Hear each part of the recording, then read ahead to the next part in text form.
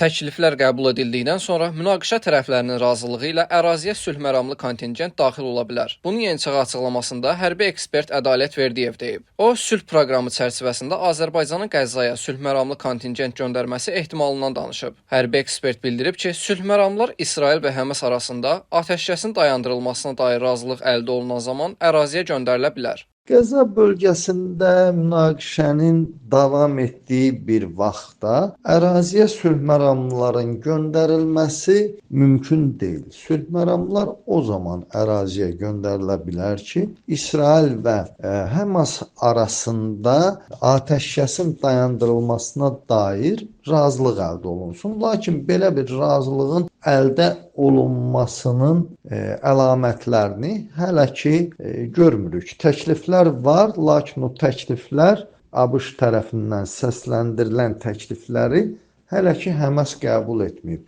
Belə bir təkliflər qəbul edildikdən sonra hər iki münaqişə tərəfinin razılığı ilə əraziyə sülh məramlı kontingent daxil ola bilər. Lakin Azərbaycan rəhbərliyi nə xarici işlər, nə prezident tərəfindən Azərbaycanın əraziyə sülh məramlı kontingent göndərməsi barədə təkliflər səsləndirilməyib. Əslində mən də hesab edirəm ki, Azərbaycan sülh məramlı kontingentinin Qəzza zolağına göndərilməsi bizim üçün prioritet məsələ deyil. Sülh məramlı kontingentin İsrailin iştirak etdiyi münaqişəyə göndərilməsi son dəfə 1979-cu ildə Misirlə əldə olunan atəşkəs, sonra isə sülh müqaviləsinin yerinə yetirilməsi məqsədi ilə həyata keçirilib və bu prosesdən